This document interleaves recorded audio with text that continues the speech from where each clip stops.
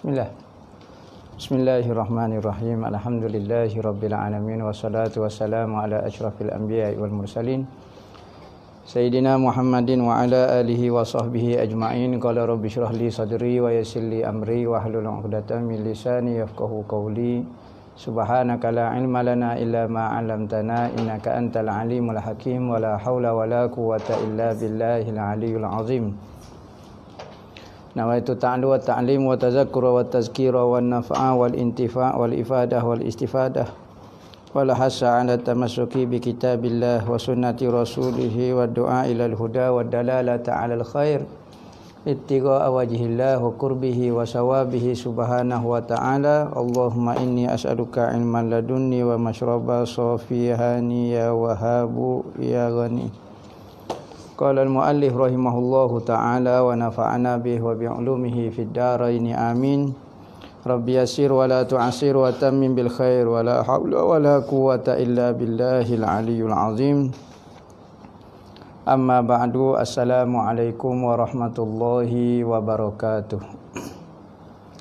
Jadi berkata al-Imam Abu Isa Muhammad bin Saurah At-Tirmizi dalam kitab dia Syama'il Muhammadiyah dia, sehinggalah perkataan dia kepada hadis yang ke-393 An Yazid al-Farisi wa kana yaktubul masahifa qala ra'aitu an-nabi sallallahu alaihi wasallam fil manami zaman ibn Abbasin Fakultu li ibni Abbas inni ra'aitu Rasulullah sallallahu alaihi wasallam fin naum. Faqala ibnu Abbas inna Rasulullah kana yaqulu inna syaitana la yastati'u an yatashabbaha bi. Faman ra'ani fin naumi faqad ra'ani hal tastati'u an tan'ata hadzal rajul allazi ra'aitahu fin naum. Faqala na'am an antulaka rajulan baina rajulaini. Jismuhu wa lahmuhu asmar ilal bayadi akhalal ainaini hasanad dhahi jamila dawairil wajhi wa mala'at lihyatuhu ma baina hazihi ila hazih qad mala'at nahrahu qala auf wa la adri ma kana ma'a hadzan na'ti wa qala ibnu Abbas law ra'aitahu fi yaqazah mastata'tu an tan'atahu fawqa hadza. Daripada Yazid al-Farisi berkata, dia ni pernah menulis mushaf. Dia kata dia pernah melihat Nabi SAW di dalam tidurnya pada masa zaman Ibnu Abbas. Berarti dia tak ada dengan Nabi. Yazid al-Farisi ni dia kerja dia tulis Al-Quran, tulis mushaf. Maka katanya dia, satu kali saya bermimpi melihat Nabi. Pada masa tu Nabi meninggal dah, dia ni bukan sahabat lah. Tetapi dia sempat dengan Ibnu Abbas. Ibnu Abbas yakni sahabat Nabi. Maka katanya Yazid al-Farisi, aku pun menceritakan kepada Ibnu Abbas, sesungguhnya aku melihat Nabi SAW dalam tidur. Maka berkata Ibnu Abbas, sesungguhnya Nabi SAW pernah berkata, syaitan tidak mampu untuk menyamai dengan aku. Syaitan tidak mampu nak menyamai dengan Nabi. Ini merupakan penjaga khas daripada Allah Subhanahu Wa Taala kepada Nabi Muhammad, dan supaya umat dia tidak tersesat apabila bertemu dengan Nabi. Ada riwayat masalah bermimpi bertemu Nabi ini ada 4 riwayat. Ada kata la yatashabbaha bi, ada kata fa inna syaitan la yatamassalu bi. Wa man ra'ani fil manami fasayarani yaqazatan. Ada riwayat kata ni wa man yarani fil manami fa innahu yaral haqqa. Jadi semua tu makna dia, siapa dia yang melihat Nabi berarti dia melihat betul-betul, haqqa, betul-betul melihat Nabi. Ada kata siapa dia yang melihat Nabi berarti syaitan tidak mampu menyamai. Ada kata siapa dia yang mimpi bertemu dengan Nabi, maka dia akan melihat Nabi ketika yaqazah. Kita sebut dah yaqazah sini bukan yaqazah di hari kiamat. Ada riwayat kata siapa dia yang boleh melihat Nabi dalam tidur ketika muka dunia, maka dia boleh melihat Nabi di akhirat secara yaqazah. Maka melihat Nabi secara yaqazah di akhirat itu bukan benda istimewa. Kerana ramai orang boleh tengok Nabi ketika hari kiamat.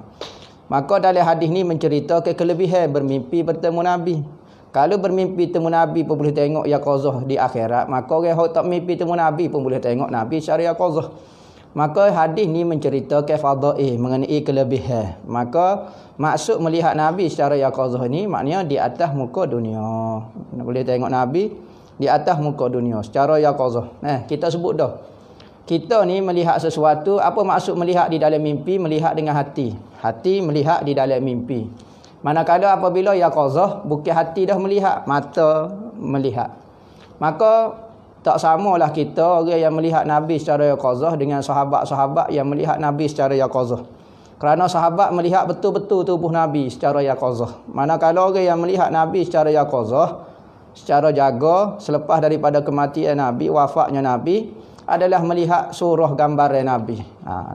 Itu merupakan kelebihan bagi orang yang sudah bermimpi bertemu Nabi. Maka bermimpi bertemu Nabi ini katanya Nabi, siapa dia yang melihatku di dalam tidur, maka dia telah betul-betul melihatku. Bukan cerita ni khayalan, bukan syaitan, bukan mainan tidur, betul-betul dia melihat Nabi. Maka katanya Ibnu Abbas kepada orang yang berkata dia tengok Nabi, maka dia kata, boleh ke tak kamu ceritakan kepada saya lagu mana rupa kamu tengok Nabi tu. Maka kalau orang ngaji Syama'il Muhammadiyah, ngaji mengenai sifat-sifat Nabi, kita akan melihat Nabi sebagaimana ada dalam kitab Syama'il. Kita akan nampak, kita ngaji Rasulullah ni kepala dia sedikit besar, dengan serban dia, rambut dia, tangan dia, tubuh dia, dia pakai jubah belah ke apa dia, kita boleh tengok satu persatu apa yang kita belajar di dalam kitab Syama'il Muhammadiyah. Maka katanya lelaki saat ni dia, saya boleh ceritakan kepada Abdullah Ibnu Abbas mengenai sifat lelaki saat ni. Maka dia kata lelaki Rasulullah ini tubuh dia di antara sedar-sedar lah. Biasa, tak terlalu tinggi, tidak terlalu rendah. Badan Rasulullah, kulit Rasulullah pula, kulit dia, daging dia berwarna merah ke putih-putih. Maknanya putih ke merah-merah. Rasulullah apabila duduk tempat panas, kulit dia akan jadi warna merah. Tetapi apabila duduk tempat teduh, kulit dia sangat bersih, berwarna putih ke merah-merah. Mata dia bercelok. Akhala aini, mata Rasulullah itu bercelok. Rasulullah tu dia mata dia celok. Celok ni comel lah mata, tidak pucat. Dah lah mata Rasulullah tu bercelok, dia pula pakai celok. Hasanad dhahik, Rasulullah apabila ketawa sangat manis nampak. Rasulullah kalau dia senyum, kalau dia ketawa sangat indah dilihat.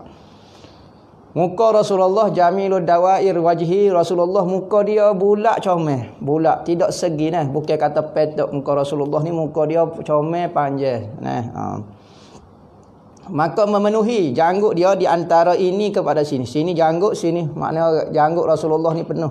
Daripada sini, daripada telinga ni kepada telinga ni. Berarti janggut Rasulullah ni lebat.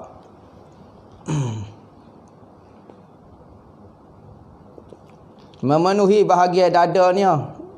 Qad mala'at nahrahu, janggut dia lebat di antara telinga ke telinga, dan panjang dia hingga menutup di atas dada ni. Maknanya tutup sikit. Tu janggut Rasulullah. Maka berkata, aku tidak tahu sifat-sifat ni. Ada setengah-setengah sahabat kata, hok mu tengok dalam mimpi ini, aku sendiri pun tidak tahu sifat ni ada pada Rasulullah. Maka berkata Ibnu Abbas, sesungguhnya kalau kamu melihat di dalam jaga, nescaya kamu tidak mampu menyatakan ciri-ciri beliau lebih lengkap daripada ini. Berarti sahabat-sahabat dulu apa melihat Rasulullah secara yaqazah, secara jaga ni, maka sahabat dulu ketika tak pernah mata dia bertentangan dengan Rasulullah kerana adab dengan Rasulullah. Semua hadis menceritakan tubuh dan rupa Rasulullah. Hadis ini diriwayatkan oleh sahabat, iaitu pemandangan peristiwa dia tengok ketika dia kecil. Ketika sahabat kecil dia beranilah tengoknya. Tetapi apabila Rasulullah besar, apabila sahabat besar, maka dia beradab dengan Rasulullah, tak pernah tengok direct. Maka katanya Ibnu Abbas, kalau mu tengok direct, nescaya kamu tak boleh nak cerita. Kerana segarnya kamu nak lihat Rasulullah. Tetapi apabila dalam mimpi, kita berani melihat tubuh Rasulullah, tengok rupa Rasulullah secara jelas lagi. Qala Abu Qatadah qala Rasulullah sallallahu alaihi wasallam man ra'ani ya'ni fin naum faqad ra'al haqqa. Nah, katanya Abu Qatadah berkata Nabi sallallahu alaihi wasallam, sesiapa yang melihat aku yakni ketika tidur, maka dia telah melihat kebenaran, yakni melihat benda yang benar, iaitu apa yang ia lihat sama dengan benda yang sebenarnya. Tu hak dipanggil. Berarti apa yang ia lihat Rasulullah betul, dia melihat Rasulullah. Cuma kadang-kadang kita melihat Rasulullah menurut iman kita, menurut amalan kita. Kalau amalan kita sempurna, maka kita dapat melihat Rasulullah itu dalam keadaan sempurna. Kalau kita melihat Rasulullah dalam keadaan iman kita kurang, maka kita akan nampak kekurangan pada Rasulullah. Kerana Rasulullah ni merupakan cermin kepada kita. Cermin kepada kita. Seperti kita melihat matahari. Matahari itu sempurna. Ada orang pakai spek, pakai cermin mata warna hijau. Jadi dia nampak matahari itu warna hijau. Orang ni pakai spek warna biru. Nah, pakai cermin mata warna biru. Nampak warna biru. Hak ni warna kelabu, hak ni warna hitam, hak ni warna apa. Aku bukan matahari itu yang berubah, tetapi pandangan kilauan daripada cermin mata hati kita, kerana kita lihat dengan mata hati ketika tidur, maka dia akan berubah menurut kelakuan kita. Bahkan melihat Rasulullah ini alamat kepada iman seseorang. Kalau kita melihat Rasulullah dalam keadaan kurang ataupun cacat, berarti iman kita cacat. Berarti apabila kita mimpi lagu tu, kita kena tengoklah apa dia kekurangan yang berlaku kepada diri kita. Kekurangan yang berlaku kepada kita supaya kita mimpi kali kedua Rasulullah sempurna. Ada orang mimpi Rasulullah buta. Ada juga macam-macam pengalaman orang. Itu menurut berarti iman dia sekarang, pemandangan dia sekarang cacat. Melihat kepada satu arah saja.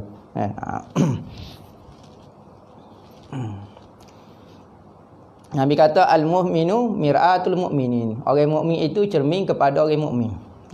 Maka Nabi Muhammad itu cermin kepada kita. Sebagaimana ada seorang menghadap kepada guru dia, bertemu dengan guru dia. Nama Syekh Yazid Al-Bustami, tak silap ambo lah. Syekh Yazid Bustami, tak silap ambo. Katanya anak murid kata ya wahai tuan guru, saya bermimpi tuan guru semalam. Oh, dia kata kamu bermimpi temu aku. Okey, lagu mana rupa aku? Saya malu nak sebut. Malulah sebutlah kata. Dia kata saya bermimpi tuan guru kepala babi. Tuan guru kau duduk mengajar saya sekarang, maknanya Syekh Yazid Bustami lah. Kepala dia kepala babi. Maka katanya Syekh Yazid Bustami, betul mimpi tu. Tetapi kepala babi itu adalah kepala kamu. Berarti guru tu akan mari menegur. Nabi mari menegur umat dia dalam bentuk rupa dia, nak nunjuk kepada kita. Kerana kita payah nak melihat diri kita kecuali dengan cermin. Cermin itu digambarkan sebagai orang, manusia, iaitu Nabi Muhammad ataupun guru. Maka kalau kita bermimpi Nabi Muhammad itu kurang, berarti kita yang kurang sebenarnya.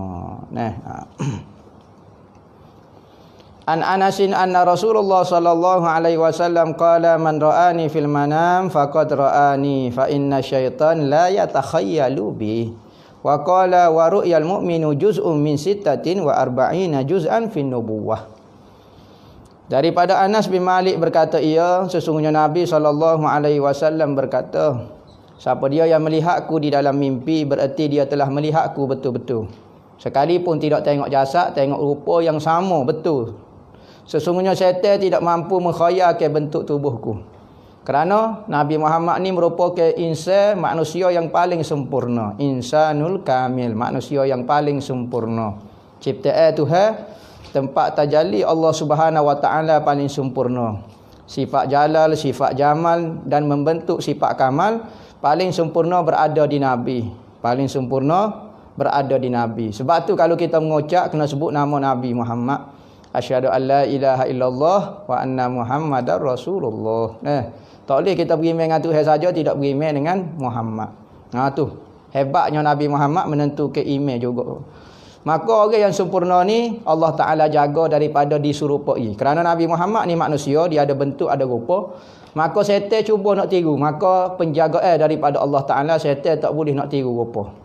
Tak boleh tiru rupa bentuk Nabi SAW. Ataupun dia buat rupa lain tetapi dia kata hak ni Nabi. Tak boleh juga. Kerana menyebabkan umat dia akan jadi sesat. Ada orang tanya, apa tak boleh berupa dengan Tuhan? Kalau Nabi Muhammad dijaga sangat, apa dari hadis tak kata syaitan tak mampu menyerupai dengan Allah? Kerana Tuhan tidak ada rupa dan bentuk. Maka apabila kalau syaitan mari berupa bentuk, berarti awal-awal lagi kantoi dah. Berarti itu bukan Tuhan dah kerana berbentuk dan berupa. Tetapi Nabi Muhammad kerana ada bentuk, ada rupa, maka dia dijaga oleh Allah Subhanahu Wa Taala. Khususiat keistimewaan Nabi Muhammad supaya umat dia tidak sesat. Kerana umat Nabi Muhammad ni katanya dalam satu hadis Nabi kata akan ada satu golongan daripada umatku pada akhir zaman, dia rela menyerahkan semua harta dia dan apa yang ia miliki hanya semata-mata nak melihatku sekali sahaja. Ada golongan daripada umat akhir zaman rela menyerahkan apa sahaja yang ia miliki, tujuannya hanyalah untuk melihat Nabi ataupun nak bersama Nabi walau sebentar. Nabi kata ada golongan lagu ni. Dan katanya lagi, sesungguhnya mimpi orang mukmin itu satu juzuk daripada 40 juzuk daripada kenabian. 40 juzuk kenabian. Mimpi orang mukmin itu Nabi kata siapa dia yang nak mimpi yang indah-indah, mimpi yang pelik-pelik, mimpi yang hebat-hebat dan mimpi yang benar, jangan bercakap dusta. Nabi kata orang yang paling jujur, paling benar mimpi dia adalah orang yang paling jujur percakapan dia. Tak pernah kecek dusta, maka insya-Allah mimpi dia semua benar-benar. Dan Nabi kata satu mimpi orang mukmin, orang yang betul, jujur itu, mimpi yang benar itu merupakan satu daripada 40 juzuk kenabian. Kerana Nabi Muhammad ni sebelum jadi Nabi, Nabi Muhammad jadi Nabi 23 tahun. 23 tahun. Manakala 6 bulan sebelum Nabi Muhammad jadi Nabi, maka Nabi Muhammad mendapat jadi memperolehi mimpi-mimpi. 6 bulan sebelum jadi Nabi, sebelum umur 40, 6 bulan tu Nabi Muhammad mari mimpi-mimpi yang benar. Katanya Sayyidina Aisyah, mimpi Rasulullah sebelum jadi Nabi seperti cahaya waktu pagi. Mimpi hari ni, malam pagi esok tu jadi seperti yang ia mimpikan. Maka 6 bulan ni bersamaan dengan 1/46 daripada kenabian. Maknanya Nabi Muhammad jadi Nabi 23 tahun. Berarti kalau 6 bulan ni bersamaan dengan 46 kali, 46 kali sama dengan 23 tahun. Jadi setahun ada 12 bulan. Bagi 23 tahun berarti 46 kali 6 bulan. 46 kali 6 bulan. Jadi 6 bulan ni mimpi yang benar.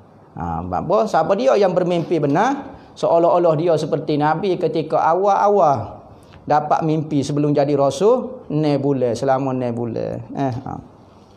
Maka siapa dia yang nak mimpi kena ajar kecek benar lah, kecek jujur, jangan ajar menipu. Maka insya-Allah mimpi yang kita perolehi mimpi yang benar, mimpi yang jujur. Jari orang nak jaga mulut pada akhir zaman. Siapa dia yang mampu jadi jujur pada akhir zaman, orang ni betul-betul hebat. Kerana sekarang masyarakat dan keadaannya mendesak kita jadi kecek tak betul, kecek tak jujur, kecek tak benar. Maka orang yang mampu bercakap benar, maka mimpi dia Allah Ta'ala hadiahkan kepada dia mimpi-mimpi yang indah dan hebat-hebat. Qala Abdullah Al-Mubarak, "Iza batulita bil qada fa 'alaika bil asar."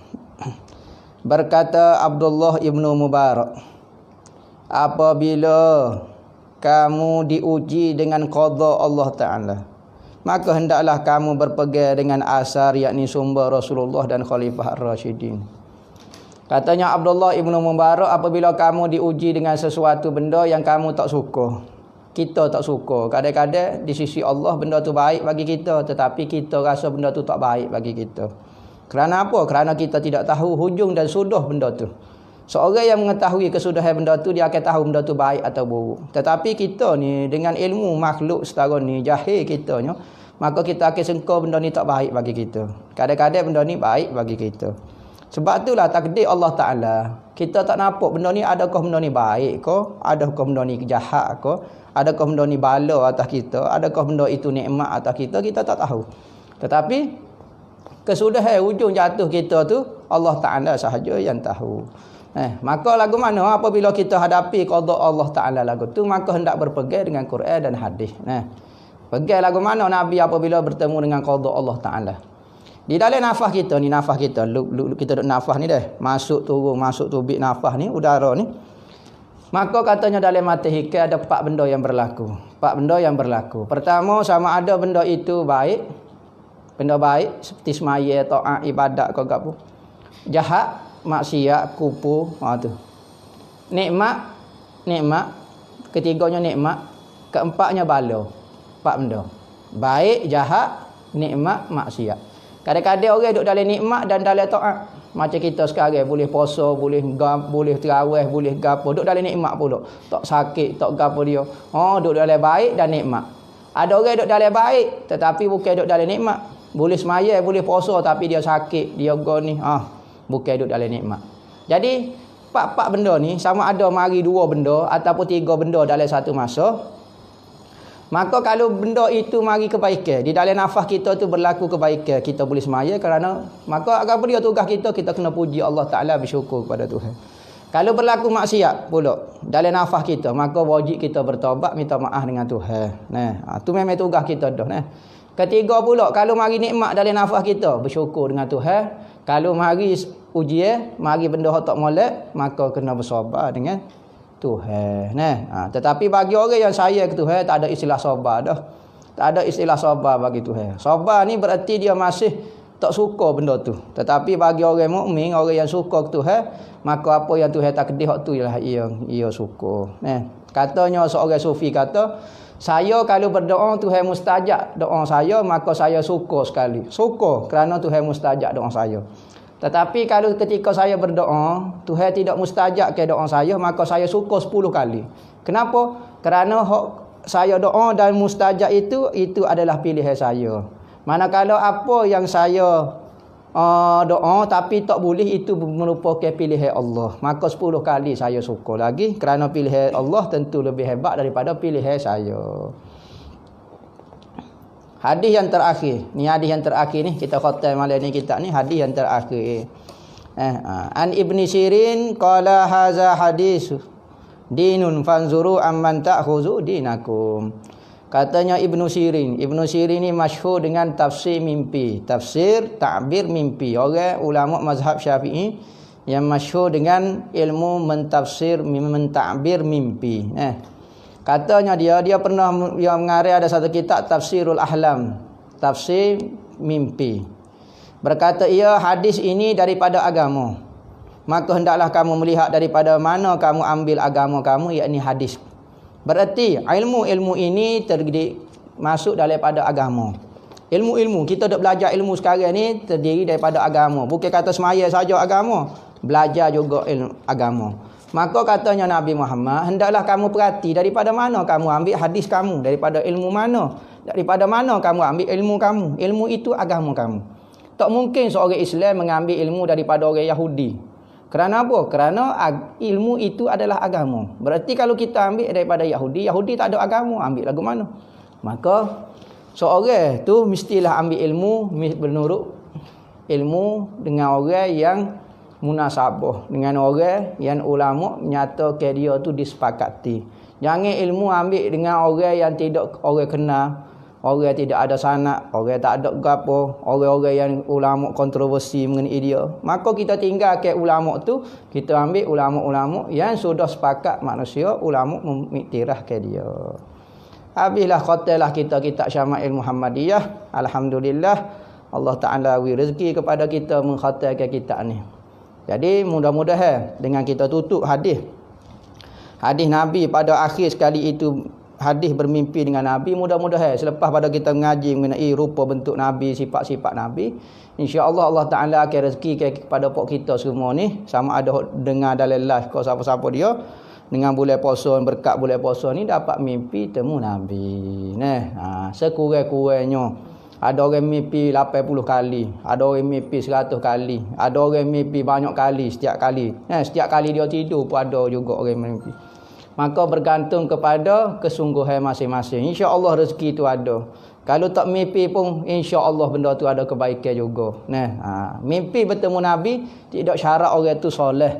Ada orang biasa pun boleh mimpi bertemu Nabi. Kadang-kadang orang banyak berselawat tak mimpi temu Nabi. Ada orang tak selawat mimpi pula temu Nabi. Maka mimpi temu Nabi ni rezeki. Bukan menunjukkan amalan kita. Kadang-kadang amalan dah bagus dah tetapi tak mimpi temu Nabi nak kata lagu mana. Jadi habis kitab khatam kitab Syama'il maka ambo ijazah lah. Pengajian kitab Syama'il daripada awal hadis sampai akhir hadis. Sebagaimana ambo terima daripada guru-guru ambo lah. Ambo ijazah ke kitab Syama'il Muhammadiyah ini. Ambo